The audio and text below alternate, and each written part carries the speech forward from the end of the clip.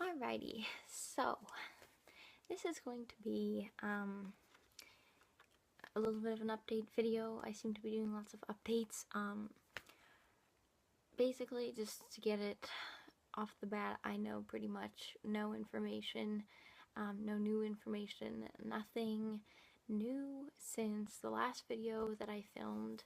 The hospital's actually been really slow, and my doctor is actually terrible here where I live, and so we've been struggling to get answers of any kind.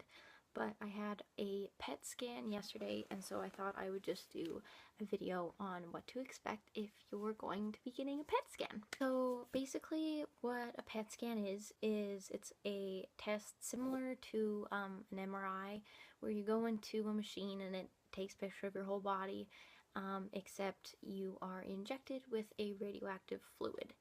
And so that way your cells you're injected with a radioactive fluid mixed with, I think the nurse said it's like some sort of a sugar solution, so it would be glucose that your cells in your body would take in. So with the two of those mixed, the cells in your body will eat the sugar mixture with the radioactive fluid, which makes the scan and pictures show up.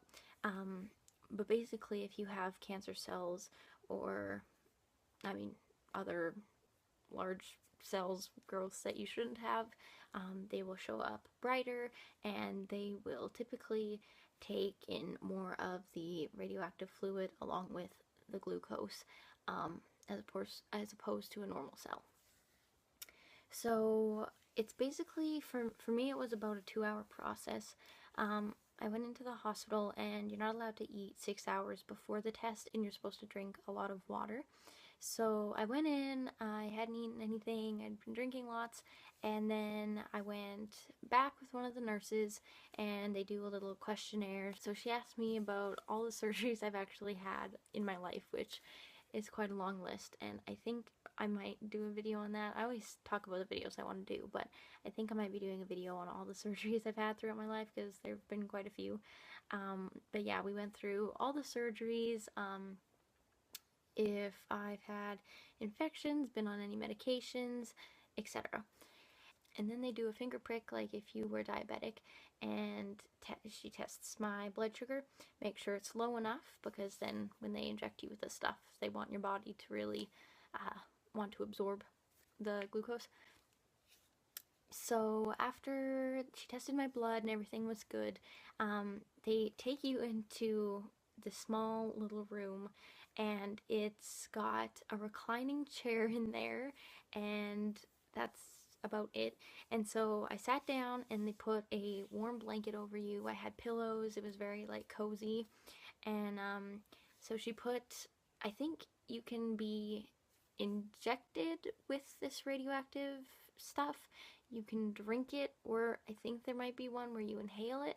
But what they did at the hospital where I was is it was an injection. So they put an IV in, and then I think they pumped 520 cc's of the liquid. So my dad said that would be about half a liter. I'm not really sure. But they come by with this kind of cart, and it's marked radioactive material all over it, and then they take this cord out and attach it, plug it into your IV, and then they pump you full of this radioactive glucose mixture. And that is not so fun, because you can kind of feel it like build up in your arm a little bit, but it spreads through your body eventually. And yeah, so after they're done pumping you with that, they take the little cart away, and then they turned off all the lights in the room, so it was almost pitch black. They had like a really dim light on, and then they shut the door, and you're left in there for an hour. So yeah, there's no cell phones, no TVs, nothing like that. I'm literally just laying in a recliner, big comfy couch recliner. They left the IV in me for whatever reason, which was kind of annoying, but yeah, so just the needle part, like there was nothing going in me. But I was laying there for about an hour, and yeah, the room was marked radioactive material, so I guess I was the radioactive material. But then after the hour, they come in and the lady took me to the little bed tray thing that you lay on um, before you get put in the scanner. And so, anyways, I laid down on there. They put another warm blanket on me. They have like a heater sort of thing for all their blankets, so you're never cold. But yeah, and then she kind of gave me like a little rolled towel to hold on to with my arms like this, and then she strapped me into the little bed so I could move my arms, and she asked if I wanted my legs to be strapped in, but I said I could hold them still. So my PET scan took about 35 minutes, and you have to lay pretty much still for the whole 35 minutes. And I think that would be probably one of the worst parts of the whole thing, is just having to be still for so long. Um, and I mean, typically throughout a day, you think in your head and sort of talk to yourself a lot, at least I do. And it's really different though when you have an hour in a dark room by yourself and then 35 minutes in a white tube by yourself. And I was finding it was really difficult to think of things to think about because I'd already been over something and I was trying to think about thinking about things, which sounds confusing, but yeah. So, anyways, the scan was actually different than I thought it would be. I thought, like an MRI, you would just kind of be put into the tube and have to lay in there for the whole time. And so I don't typically get claustrophobic, but I worried about that because I thought if I was in there for half an hour, I I don't know, maybe I would get claustrophobic, but it was different because if this is sort of my body laying on the bed here, and this is a scanner, they put you in so it's just your head for a while, and then they pulled me through just my feet for a while, and then they pushed me all the way back, and then this I think is when the scan started.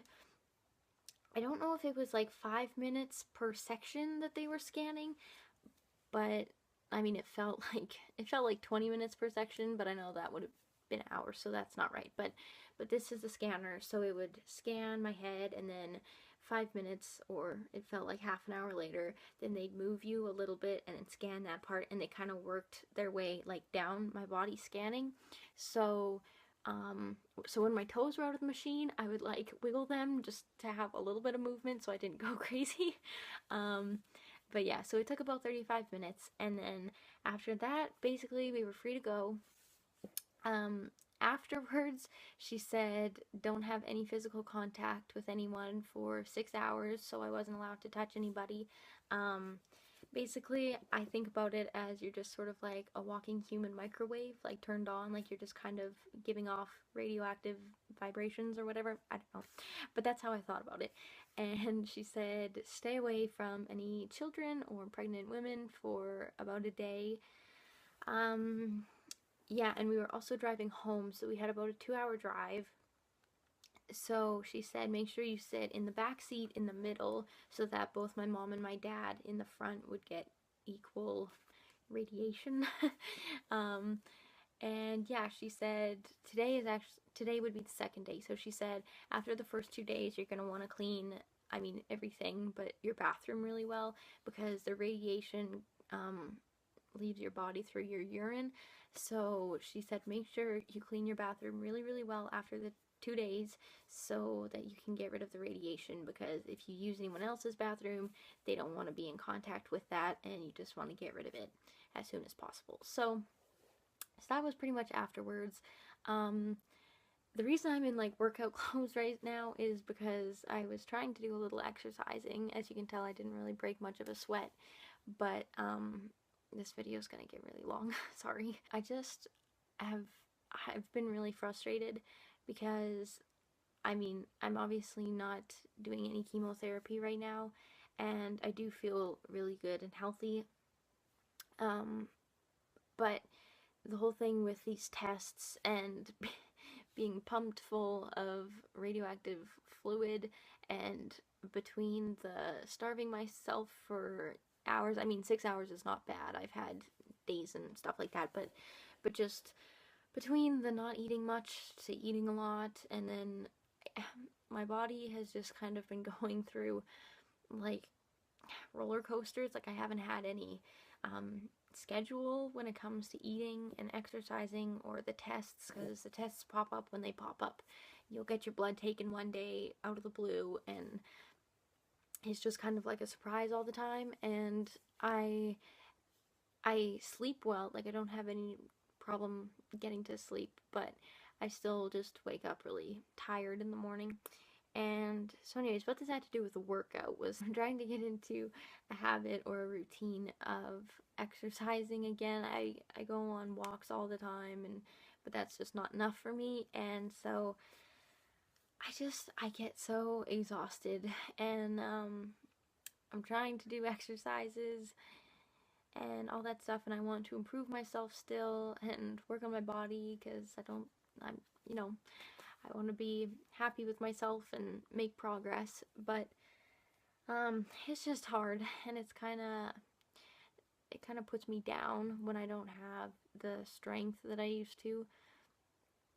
And yeah, today, like I've been really happy and seeing lots of people, but today was kind of a hard day, and I just didn't do much. And I know that it's okay, because I need to let my body heal and rest and recover after the stuff it goes through, but at the same time, mentally, I just want to know that I'm progressing, not necessarily in healing, but healing in all things. This is turning more into a tangent now. Sorry. But anyways, yeah. If you're out there and you're in the same situation and you're just feeling weak and tired, you're not the only one. I'm with you. And honestly, I think anyone who goes through radiation regularly or chemotherapy, I have so much respect for you, because I can imagine how difficult it is on your body. I'm tired as it is. And anyways, I'm going to attempt to finish some sort of a workout before I pass out in bed. As you can see, though, my room is still a disaster. I have clothes all over, and yeah, I have so much to do. Thank you guys for watching. I'd love it if you subscribed, gave it a thumbs up, let me know in the comments what videos you want to see, or if you just want me to kind of keep doing what I'm doing or vlog more. And yeah, follow me on my Instagram, because I'll try to post more updates on that. Thank you guys for watching, and I'll talk to you later. Bye!